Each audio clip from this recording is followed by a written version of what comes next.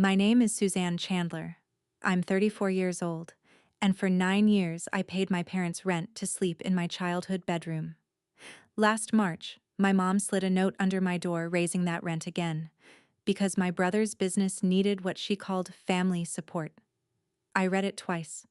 Then I did what I do for a living. I ran the numbers. The rent was never the real bill. 6 weeks later, buried in my credit report, I found my own name written in someone else's handwriting, attached to $38,000 I never borrowed. What I did about it is the reason my family is still blowing up my phone, and why my mother tells people I destroyed this family. Stay with me, because the part where they start panicking is not the part you're expecting. Welcome back to Calm Drama Stories, where quiet people finally stop paying for everyone else's peace. Grab your coffee and settle in. If you have ever been the reliable one in your family, the one who remembers the bills and gets remembered last, this story is for you. Drop a comment telling me where you're listening from, and be sure to subscribe. To picture my family, picture a kitchen in Dayton, Ohio, with a spiral notebook on the counter. The notebook was my mother's. Blue cover, grease stain, columns ruled by hand. Every dollar that moved through our house got a line in that notebook. Groceries, gas, the church envelope, my rent. Mom had run the books for my grandfather's laundromat for 30 years, then the treasury for her church. And she kept our family the same way, like a small business with one shareholder. I moved back home when I was 25. I'd been in Chicago 3 years, building a decent life as a data analyst, when my dad had his heart attack. Mom called me from the hospital hallway and said one sentence that reorganized my whole life. "We need you home, Suzanne." So I came home. It made sense then. Dad was 57, wired to machines, and somebody had to keep the household standing while Mom sat with him. When he stabilized, Mom suggested I stay a while and pay $600 a month for my old room. Board, she called it. Cheaper than any apartment in town, and the money stayed in the family. I'm a numbers person. 600 was fair, so I paid it. First of every month, cash in an envelope next to the sugar jar. She logged it in the notebook with a little checkmark, like a payment received on an account I didn't know I had. For a long time, I found that notebook comforting. Everything visible, everything counted, everything fair. It took me 9 years to notice the flaw in the ledger, and it wasn't in the math. There was only one name in that family the notebook never tracked. My brother Brandon is 37, 3 years older than me, and he has never once been handed a bill at my parents' table. He runs a marketing agency called BC Peak Marketing, which is a big name for one man, a laptop, and a logo that has changed twice. When Brandon bought his townhouse across town, my parents covered the down payment. Nobody discussed it at dinner. I learned it from an aunt. When his first agency folded, they absorbed that too. Sunday dinners at our house had a choreography you could set a clock by. Brandon got served first. Brandon got asked how business was going, and his answers were weather reports. Always sunny, always about to break big. I got asked whether I'd paid the electric, because somewhere along the line the electric had migrated onto my plate, along with the internet and half the groceries. I noticed the pattern. Believe me, I noticed. I once pointed out, mildly, that I seemed to be the only person at the table with a balance due. My mother didn't argue. She smiled, reached over, patted my hand, and said it the way other mothers say grace.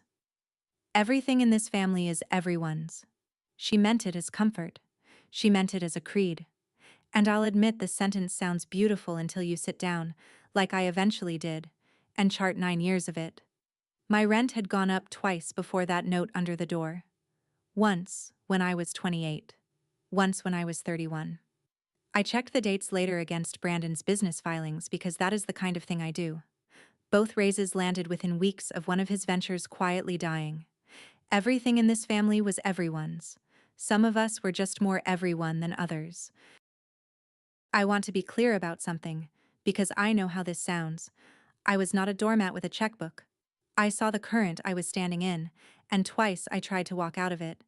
At 28, I had a deposit ready on a one-bedroom near my office.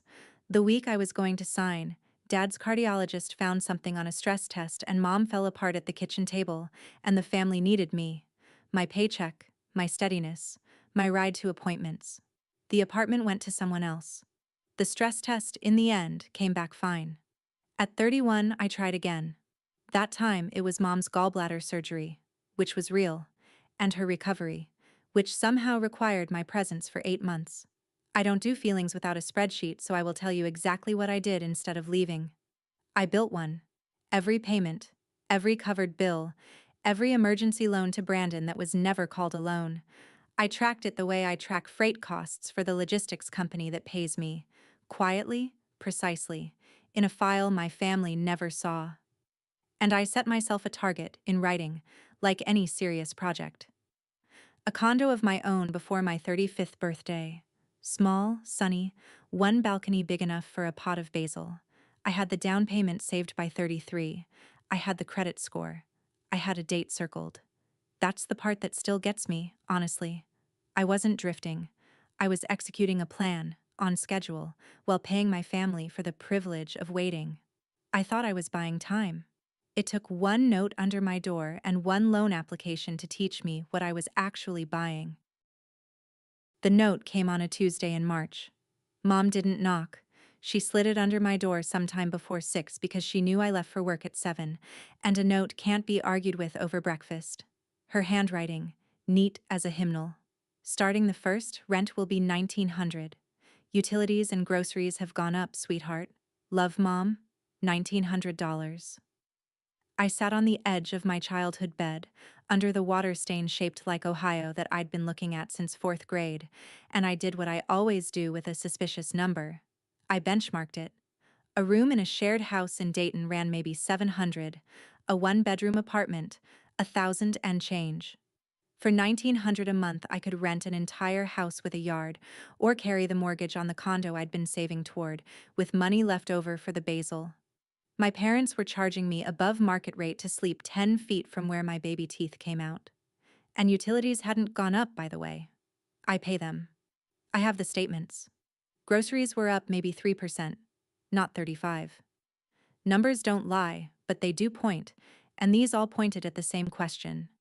Where was the extra $500 a month actually going? I got my answer that Friday without asking. Brandon posted a photo online, arms crossed in front of an empty storefront on Wayne Avenue, caption full of rockets and fire. Big news. BC Peak Marketing is expanding. New office, new chapter. Blessed and grateful. Grateful. I remember saying the word out loud, alone in my car, in the tone you'd use for a swear. He should have been. Gratitude was cheap for him. I was the one getting billed for it. I waited until Sunday, after the dishes, when the kitchen was just the three of us.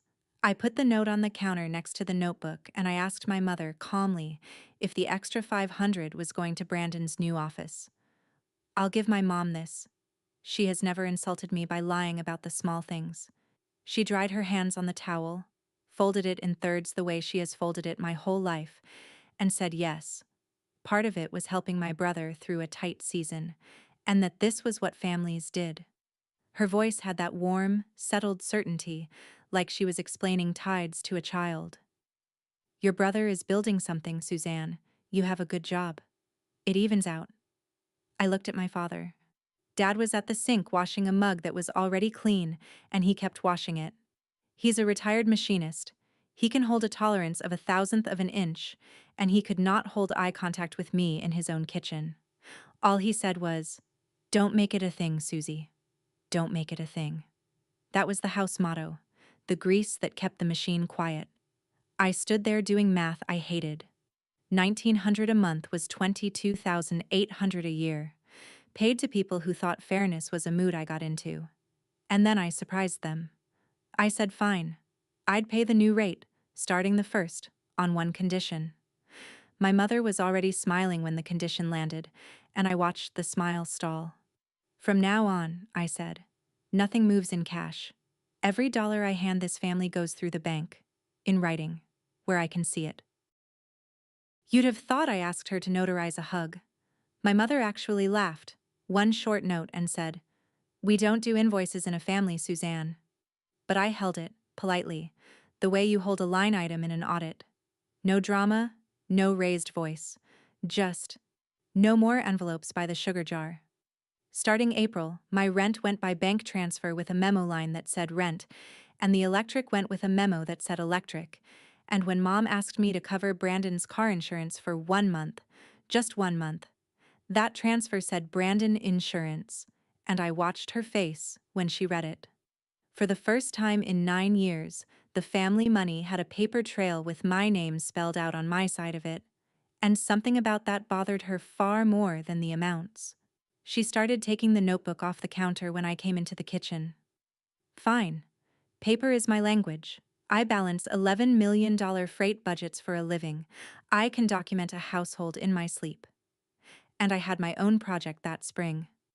My down payment was sitting in savings like a dog by the door. My credit score, the last time I'd glanced at the app, was 780. I gathered my pay stubs, my tax returns, 2 years of bank statements, and made an appointment at Cornerstone Home Lending for a mortgage pre-approval because the plan said condo by 35, and the plan was all I had that felt like mine. I remember thinking, driving to work, that paper never betrayed anybody. It took 2 more weeks for me to learn that somebody had been speaking my language for 2 years, fluently, in my name, and I hadn't heard a word of it. The Sunday before my lending appointment, dinner came with a presentation. Brandon showed up with a folder, an actual folder, glossy, with the BC Peak logo, and while Mom served the roast, he pitched us his expansion like we were a bank. Foot traffic on Wayne Avenue, brand visibility. He needed, he said, one more round of family investment to get across the finish line, and he looked at me on the word family. Not at Dad, at me. And my mother looked at me too, hands folded, glowing like it was a recital. That was the moment the last piece of fog burned off. The rent raise wasn't the plan. The rent raise was the down payment on the plan, a test to see how much more I'd carry without breaking formation. I set down my fork and said no. Just that, at first, and the room went so still I could hear the clock above the stove. Then I said I was already contributing $500 a month to BC Peak whether I chose to or not, and that I would not be investing further because I was buying a home this year. Brandon's jaw did something complicated. Dad studied his plate like it had instructions on it. And my mother said quietly, with more disappointment than anger, "After everything this family has done for you, I want you to sit with that sentence the way I had to. I had paid them rent for 108 months. After everything this family had done for me." I didn't fight. I cleared my plate, went upstairs to my room, and submitted my mortgage documents that night. That application saved my life. It also lit the fuse that blew my family apart. The loan officer at Cornerstone was a cheerful woman with reading glasses on a chain, and for 40 minutes sitting across from her, I got to be a version of myself my family had never met. Strong income. 9 years of perfect payment history on every account I opened. A down payment that made her eyebrows go up in a pleasant way. She asked what I was looking for, and I heard myself describe it like I was describing a person. 2 bedrooms so my grandmother could stay over. East-facing balcony because Basil wants morning sun. A door, I almost said, that locks from my side, with a key nobody else has a copy of. I didn't say the last part. She said, "Honestly, this looks clean. I expect this to sail." And for 10 days I let myself live in that sentence. I looked at listings on my lunch break. I found a unit by the river with an east balcony and saved the photos to a folder on my phone labeled 35, because it was March, and my 35th birthday was 11 months out, and the plan, for once, for the first time since Chicago, was ahead of schedule. I even started sleeping better, which tells you how little I saw coming. On a Thursday, at 2 in the afternoon, my phone rang at my desk. Cornerstone's number. I picked up smiling, ready to schedule a walkthrough. The loan officer wasn't smiling, I could hear it. She said there had been a complication with my file, and she needed to ask me about a debt I hadn't disclosed. I said that wasn't possible. I disclose everything. Disclosure is practically my personality. She said, "Ma'am, can you tell me about the obligation you co-signed at Miami Valley Community Credit Union?" I said, out loud, at my desk, in an office full of people, "I have never co-signed anything in my life." Even as I said it, I was pulling up my banking app with the other hand because I trust verification more than I trust my own pulse. The loan officer read me the details in the flat voice people use when the news is doing the yelling for them. A personal loan, originated 2 years ago at Miami Valley Community Credit Union. Original amount, $38,000. Primary borrower, Brandon R. Chandler. Cosigner, Suzanne M. Chandler. Payment history, on time for 20 months. Then 4 missed payments in a row, the most recent 30 days ago, each one filed against my credit like a stone through a window. My debt-to-income ratio was wrecked. My score had dropped 90 points in 4 months. My pre-approval was denied. She was kind about it. She said if the account was unfamiliar, I should pull my full reports immediately, and she said the word fraud in the careful way bank people say it, holding it with tongs. I thanked her. I hung up. I sat in my ergonomic chair in my open-plan office and stared at my monitor, where a freight dashboard was cheerfully refreshing itself. And the only thought I could complete was 20 months. Whoever did this made the payments for 20 months, quietly, reliably. Right up until Brandon's money got tight, which I could date to the week, because that was when my rent went up. My condo was gone. My score was gone. And somewhere in a credit union file drawer across town, there was a signature, 2 years old, pretending to be mine. Brandon borrowed the money, but Brandon has never made a payment reliably in his life. Somebody else ran that loan. That night, I did what I do best, which is also the only thing that keeps me calm. I audited. I pulled full reports from all 3 bureaus. The real reports, page by page, not the app score with the smiling green dial. And there it was, on everyone. The loan. The hard inquiry that opened it, dated almost exactly 2 years back. I checked that date against my own calendar because I keep everything, and my stomach dropped through the floor of the house I was paying $1,900 to sleep in. The inquiry date was the day the whole family went to Miami Valley together to set up Dad's retirement disbursements. I'd driven them there myself. I'd sat in the waiting area answering work emails while Mom shuttled papers between the desk and the little glass office. Because Mom handles the paperwork. Mom has always handled the paperwork. Mom keeps every birth certificate and social security card in this family in a fireproof box in her closet and considers that normal mothering. I sat with that for a long moment. Then I moved, fast and quiet, the way you move when you smell smoke, but haven't found the fire. By midnight, I had frozen my credit at all 3 bureaus, changed every password I owned, ordered the full loan file from the credit union, which I was entitled to as the named cosigner, and booked their next available fraud appointment. At 1 in the morning, I came downstairs for water and found Dad at the kitchen table with a crossword he wasn't doing.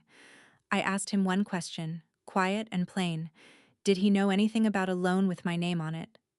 He looked at the puzzle and said, "Don't make it a thing, Susie." That was the moment I stopped having 2 parents. The fraud specialist at Miami Valley was a woman named Dana Whitfield. 50s, gray streak, the unhurried manner of someone who has seen every kind of Tuesday. She laid the loan file between us and walked me through my options like a surgeon explaining an operation. If the signature wasn't mine, I could file a fraud claim. The credit union would investigate, and if it substantiated, my name would come off the loan and the late payments would be scrubbed from my reports.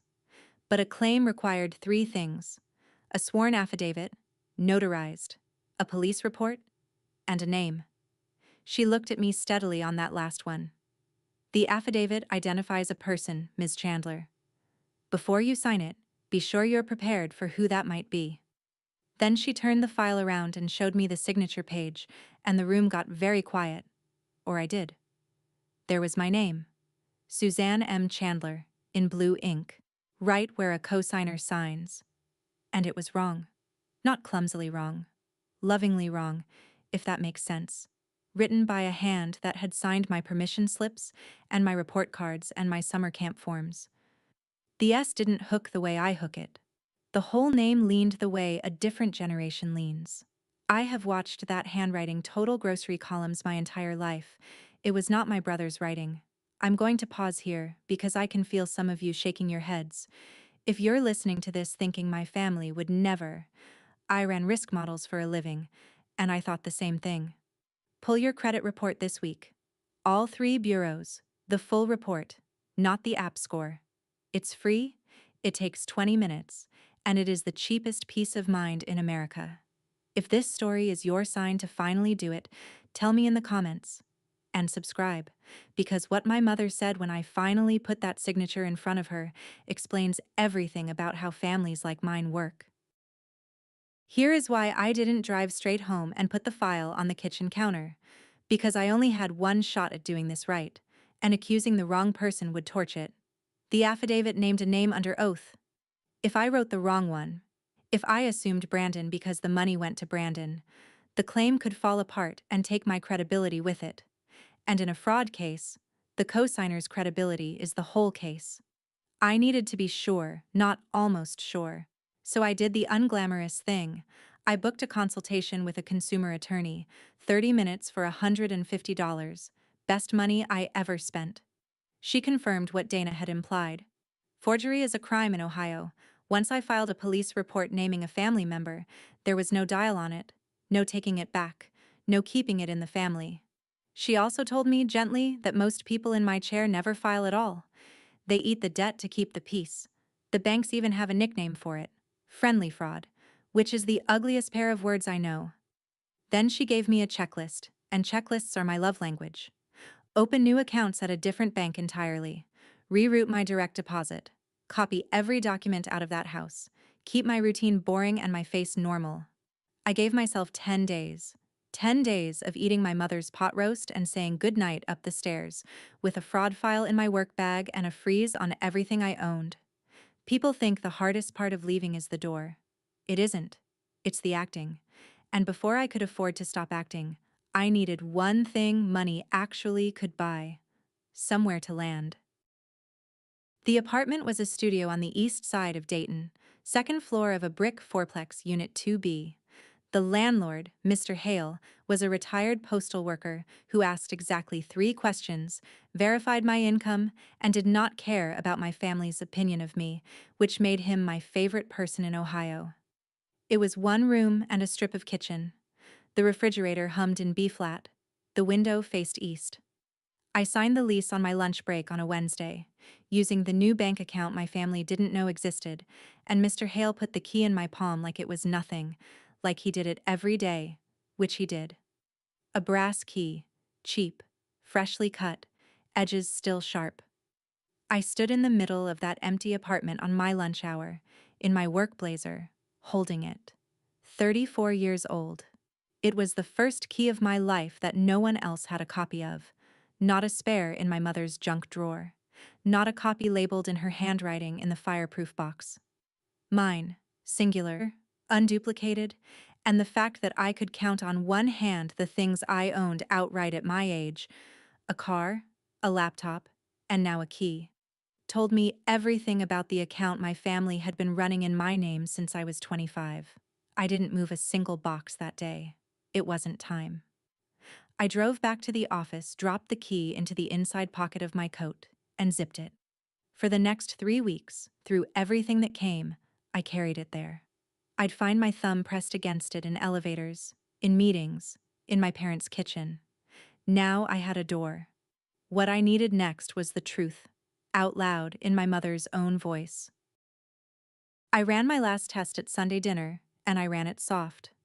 Over the roast, casually, I mentioned that work was making me update my emergency documents. And did Mom still have my birth certificate and social security card in the box in her closet? She didn't even look up from her plate. Of course she did, honey. Where else would they be? I said, easy as anything, that maybe I should keep my own now that I was in my 30s. And my mother laughed. The warm laugh. The one that files you under adorable. And said, in this house, everything in this family is everyone's. I heard the sentence I'd been hearing my whole life. I also heard it the new way. The way you hear a song differently once someone tells you what it's actually about. Across the table, Brandon was in a mood to perform because the office build-out was behind and money was visibly tight, and he started reminiscing about how smooth the loan process had been 2 years ago. Best rate in town, no hassle. Then he said, grinning at Mom, raising his water glass like a toast, "Mom handled the paperwork. She should have been a banker." My mother smiled into her plate. A small smile, a treasurer's smile.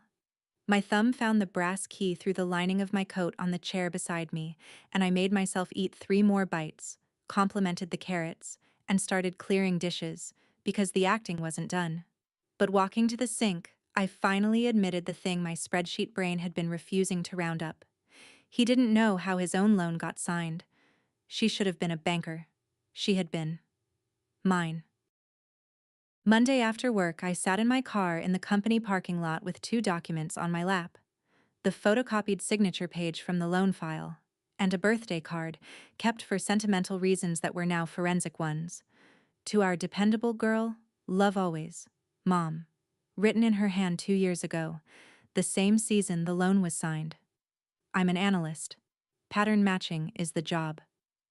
I laid the card against the photocopy in the gray light and compared them stroke by stroke, and there was no version of squinting that made them strangers. The same left lean. The same impatient little finishing flick where a word ends. And the S in Suzanne. My mother makes an S like a treble clef. Always has. It's on every gift tag in every Christmas photo album we own. The S on the loan was a treble clef. My own S looks nothing like that, which any handwriting examiner would establish in about a minute, and which my mother, who has received 100 notes and checks and cards from me, either never noticed or never worried about. That last part is the one that sat in my chest like a stone. She wasn't careful, because she wasn't afraid. It had never occurred to her that I was a person who might check. I sat in that parking lot for a long time. Then I opened my laptop and did the only thing that has ever kept me from coming apart. I wrote it up. A timeline, dated and sourced, the way I'd document a freight discrepancy for my director. Facts in rows, feelings nowhere. When it was done, I read it once, closed the laptop, and decided my mother would get the one thing this family never gave me: a chance to tell the truth.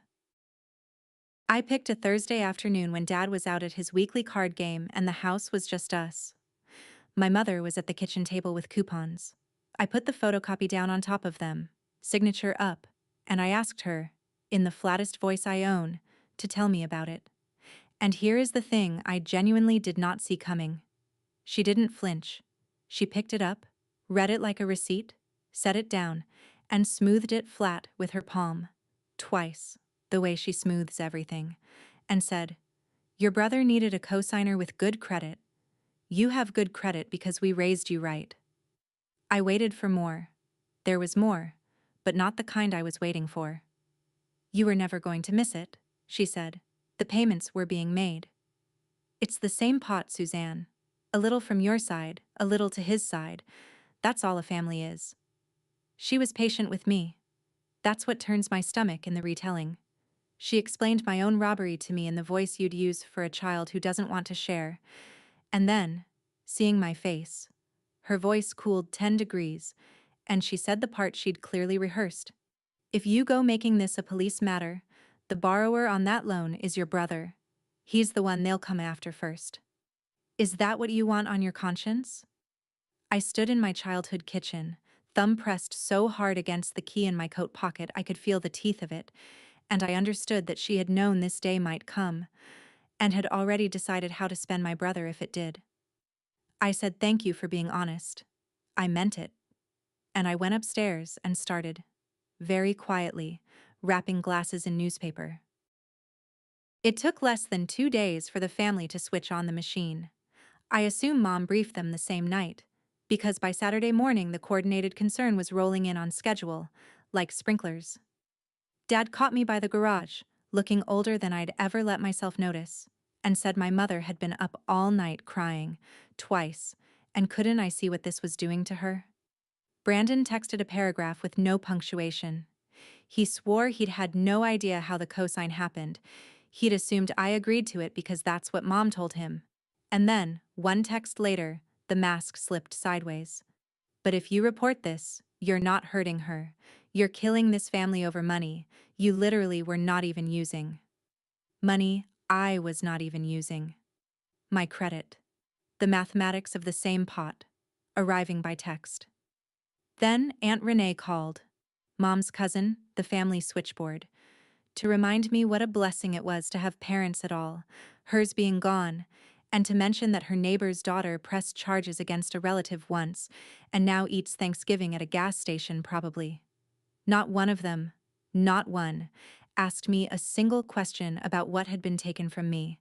The word forgery never crossed the family's lips. It had already been renamed the misunderstanding, the way our family renames anything it plans to bury. I didn't argue with any of them. Arguing was fuel, and I was done providing fuel. I said I heard them. Then I went to my room, closed the door, and completed my federal identity theft report at the government website, attachment by attachment. In the tidy silence they had all mistaken for surrender. It wasn't surrender. It was me, packing. I planned my exit like a freight run, because that's what it was. Cargo, route, window. I booked a rental van for a Friday and took the day off work. Beth was my ground crew. Beth Okafor, my roommate from college, an ICU nurse with forearms like a dock worker and zero sentimentality about my family. When I told her everything over her kitchen counter, she was quiet for 1 second and then said, Suze, if a stranger did this, you'd have called the police from the bank lobby. Which is the sentence I'd been walking around not saying to myself for 3 weeks. The packing itself was the education. 9 years in that house, and my whole life fit in 11 boxes. Clothes, books, laptop, one skillet I'd bought myself, a shoebox of cards and photos. The furniture was theirs. The dishes were theirs. Even the lamp by my bed had been billed to me once on the notebook page. I'd seen the line, lamp for S's room, and yet somehow it wasn't mine either. My spreadsheet says I put well over $120,000 into that household across 9 years, rent and bills and rescues combined. 11 boxes is what came out. I'm not telling you that to make you sad. I'm telling you because I stood in that room doing the arithmetic, and the arithmetic is what made me strong enough for what came next. The only question left was timing. And my brother, bless him, had already put the perfect night on the calendar. Brandon's grand opening was a Friday evening in May. String lights in the storefront window, a folding table of sparkling cider. The whole family summoned to admire the sign. My parents left the house at 6, dressed for church. I'd told Mom that morning I might be late to the party, work thing, and watched the lie land without a ripple. And understood I had learned fluent acting in her kitchen after all. The van was loaded by 8:40. 11 boxes don't take long. Then I walked back into that kitchen one last time and set out 3 things on the counter, next to the sugar jar, where the envelopes used to go. My house key. A single printed page. 9 years of rent and bills. Dated. Totaled at the bottom. No commentary. Because the numbers had never once needed my help. And a short letter that took me longer to write than this whole story is taking to tell. It said I knew about the signature. It said my credit was frozen, the autopays were canceled, and the utilities were coming out of my name at the end of the billing cycle. It said I was safe and gone, and that I would not be at Sunday dinner. I signed it the way I sign everything. My real S, the one that doesn't loop like a treble clef. And for the first time in my life, my own signature felt like armor. Then I drove east across town to a brick fourplex, carried 11 boxes up one flight, and turned the deadbolt on 2B from the inside. The bolt made a sound like a struck bell. If you've ever ended a life in one evening, you know that sound. At 3 minutes past 11, my phone lit up with my mother's name. It did not stop lighting up for 3 days. Here's what nobody tells you about being the family utility. They don't notice you're a person until you have an outage. By Saturday noon, I had a call log that looked like a denial of service attack. Dozens from Mom, a handful from Dad, Brandon in bursts of 3. The voicemails told the whole story in order, like core samples. The early ones were syrup. Sweetheart, this is silly, come home, we'll talk. I made too much food. The middle ones were the rasp under the syrup. You're punishing your whole family to make a point, Suzanne. This childishness is beneath you. And then Mondays, after the first of the month arrived and the transfers didn't. After the electric bill surfaced in a name that was no longer mine, after the internet went to past due, after the credit union, following up on my claim, called the primary borrower directly at his brand new office, Monday's voicemail was neither syrup nor rasp. It was cold and quiet, and it said, "Come home and we will forget this childishness ever happened." Forget. Even then, the family currency was forgetting, and she was still trying to pay me in it. I want to be honest with you about what those 3 days felt like, because it wasn't triumph. They weren't panicking because they missed me. Every single crisis in that phone was the sound of a bill arriving at its rightful address for the first time in 9 years. I listened to the voicemails once each, took notes like the analyst I am, and did not call back. Then I drove to the hardware store and bought a terracotta pot and a basil seedling and set it on the east windowsill of 2B, 6 blocks and 1 universe from Wayne Avenue. Quick pause, friend. If you have ever been the family ATM, the reliable one, the one whose crisis line was always open and whose own line rang out, type the word ledger in the comments. I read every single one. And subscribe.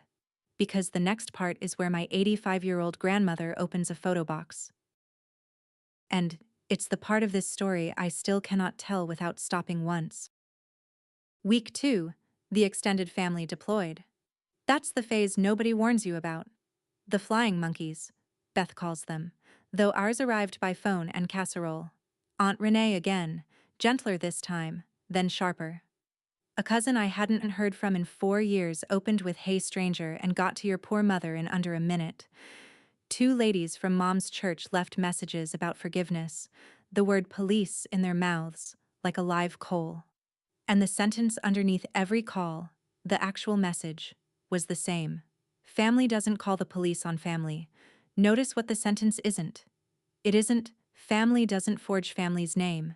Nobody, in 2 weeks, said that sentence to me even once. I finally understood that the tribunal I was standing in front of had no column for true or false, only for inside and outside, and I had done the one unforgivable thing. I had carried an inside thing outside to people with badges and file numbers, where the family's math could be checked by strangers.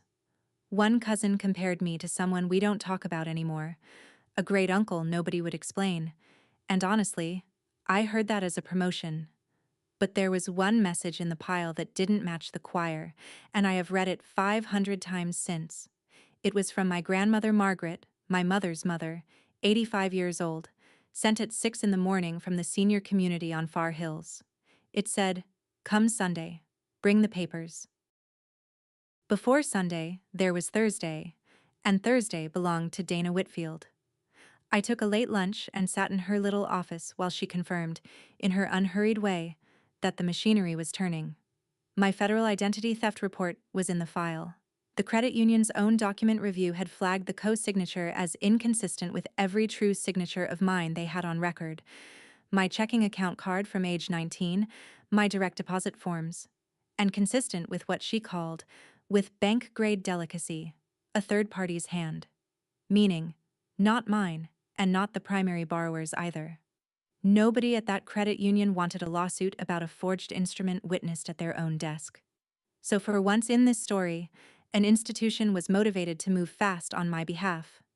2 items remained before my name came off that loan, and the late payments came off my reports.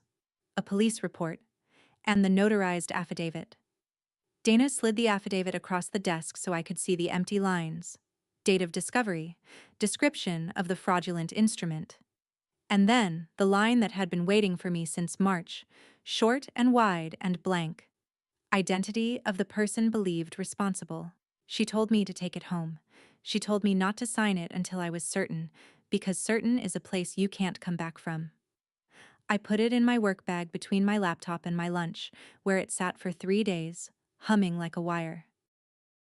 My grandmother's apartment at the senior community smells like lavender and 1974. She had coffee ready, and a shoebox on the table with a rubber band around it. And she is not a woman you rush. She looked at my papers first. Really looked. Glasses on, reading the affidavit line by line like a contract. Then she took the rubber band off the box, The photograph she handed me was black and white, scalloped edges. A girl, 19 maybe, standing in front of my grandfather's laundromat with a boy a few years younger. The girl was my mother. Same chin, same steady eyes. Patricia, my grandmother said, hand your Uncle Teddy her pay envelope every single month for 6 years. I knew my great-uncle Teddy only as a name we didn't finish sentences about. Margaret finished them. Teddy was the investment, she told me. The son.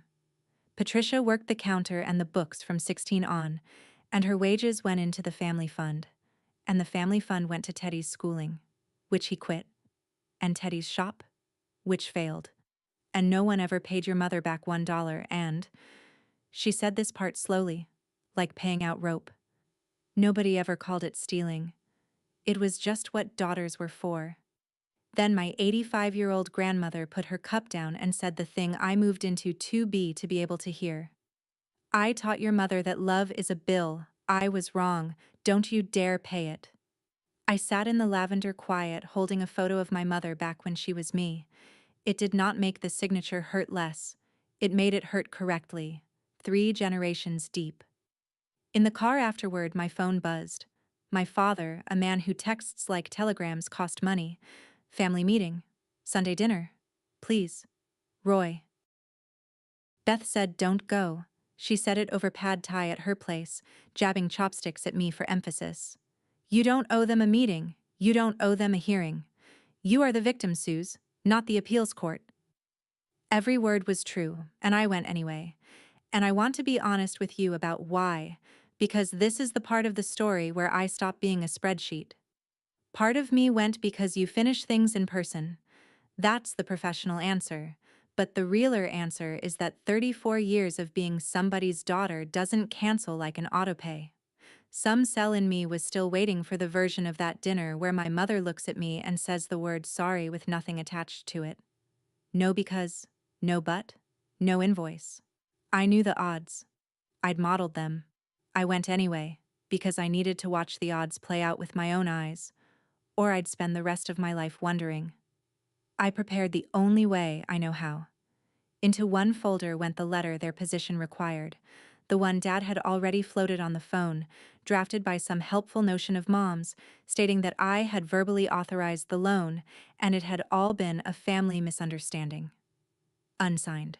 Into the other folder went Dana's affidavit. Also unsigned. 2 futures, 1 work bag, 15 minutes across town to my parents' house. I'm not going to pretend I knew which folder was coming back out. My mother cooked my 12-year-old self's favorite meal, pot roast with the brown sugar carrots, rolls from scratch, and the lemon cake she makes for birthdays. And if you think that was a coincidence, you have never met a treasurer. The table was set with the good plates. 5 chairs, Dad at the head, gray and rehearsed. Brandon across from me with the smile he uses on clients, minus the confidence. Mom at her post by the stove, apron on, warmth turned to broil, and 1 chair empty. I asked after Grandma, mostly to hear what they'd say, and Mom said lightly that she wasn't feeling up to it. That was one more small lie for the ledger. I happened to know exactly how up to it Margaret was, because when I'd asked her that morning if she wanted to come, she'd said, "I've sat at that table long enough, child. Go end it." Dinner started with weather and rolls. Nobody mentioned that I'd moved out of this house like a fugitive 3 weeks ago. The family specialty has always been catering around a corpse. Then, when the plates were cleared and the lemon cake landed in front of me, my slice cut first, the daughter served first at last. You see the price of admission. My father folded his hands, looked at a spot slightly above my head, and said they wanted to fix this as a family. And my mother untied her apron, sat down across from me, and said, "We're prepared to be very generous, Suzanne." Here was the deal, and I'm going to lay it out fairly, because the terrible thing about my family's final offer is that it was a good one. I would sign the letter, their letter, the misunderstanding letter, telling Miami Valley I had verbally authorized the co-signature 2 years ago. The fraud claim would fold. The investigation would close before it reached a police report. The family name would stay out of the file cabinets of strangers, And in exchange, three things. Brandon would sign a repayment schedule drawn up by Mom, paying me back every dollar of the damage at $400 a month. He slid it across the table, his actual signature already on it. First man in this story to sign something true. My rent, should I ever come home, was abolished forever. Mom said the word abolished like a queen, repealing a tax. And then the centerpiece. Dad cleared his throat and said that they'd talked to the fellow at the title office, and they were ready to put my name on the deed to the house. This house, Susie.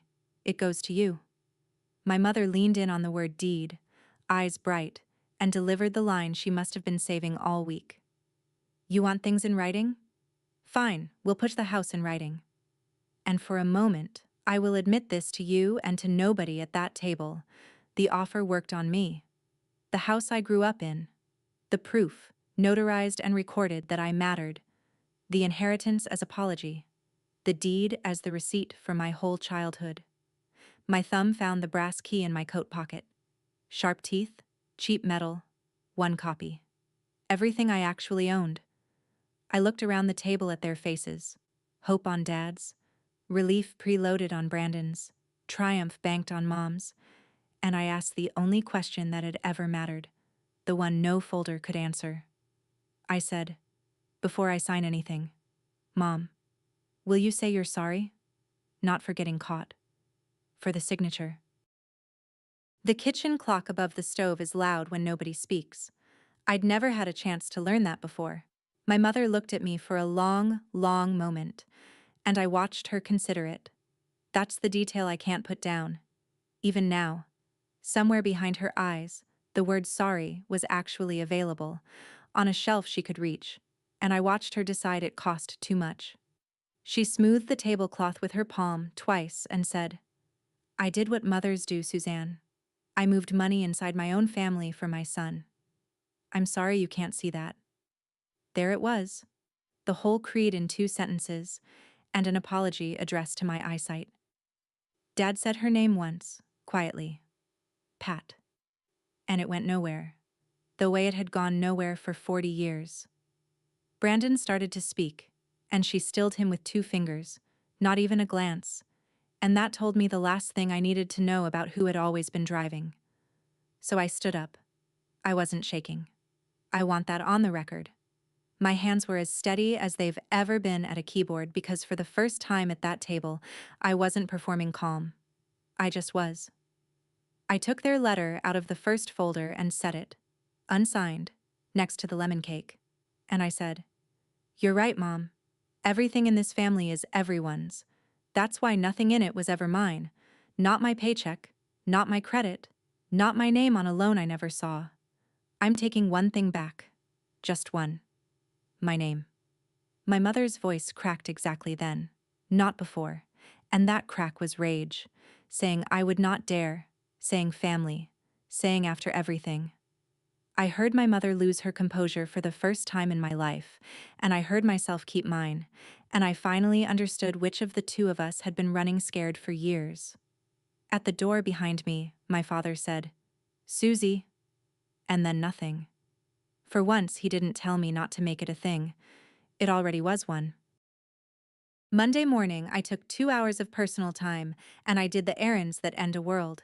First stop, the UPS store on Linden with the notary desk, 9 o'clock, when it's empty.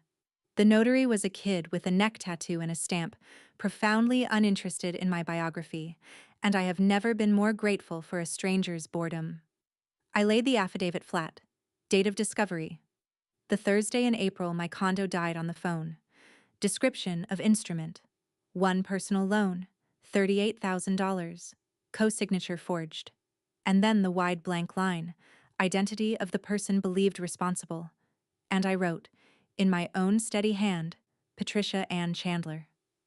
My mother's name, in my handwriting, on a sworn document. The mirror image of what she'd done to me, except mine was true. And that difference, that one difference, is the entire hinge of my life. I signed my own name under it, my real S. And here is what I understood while the stamp came down, the thing 9 years of rent had been hiding from me. I was never paying for a bedroom. I was paying dues on a membership, the daughter membership, renewed monthly, in a club that was never going to vote me in. The notary said $8, please. Cheapest exit in America. Second stop, the police substation on East 3rd, where a patient officer with a clipboard took my report, assigned it a number, and said someone would be in touch, and did I want a victim advocate? I said no. Thank you. I had Beth, and a basil plant, and a deadbolt.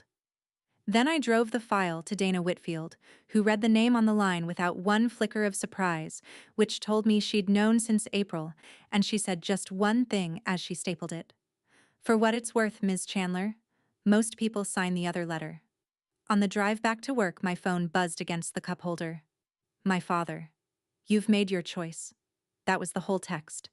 He was right. It's the first one I ever got to make. I'm not going to give you a courtroom scene, because there wasn't one, and this channel doesn't lie to you. What happened instead was paperwork, which is fitting, since paperwork is where the whole thing started. The credit union's investigation substantiated the claim in about 6 weeks. A certified document examiner compared the loan signature against years of my real one and put it in writing. The bureau disputes went through, and one Tuesday in August I refreshed my credit report on my lunch break, and the loan was simply gone. All 4 late payments scrubbed, my score climbing back up the way water finds its level. The debt didn't vanish, of course. It reattached to the people it had always belonged to.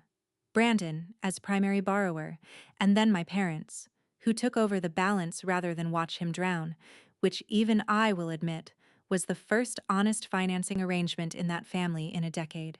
The county offered my mother a diversion program, the standard path for a 63-year-old first offender making full restitution. She took it. No trial, no handcuffs, a file that closes quietly in 2 years if she keeps the agreement. Some of you will feel that's too soft, and I understand. I didn't need her punished. I needed it named. On paper. By strangers. In a building her voice couldn't reach. The grand opening storefront on Wayne Avenue gave up its lease before Labor Day. BC Peak Marketing runs out of Brandon's townhouse again, 1 man and a laptop. Its natural size.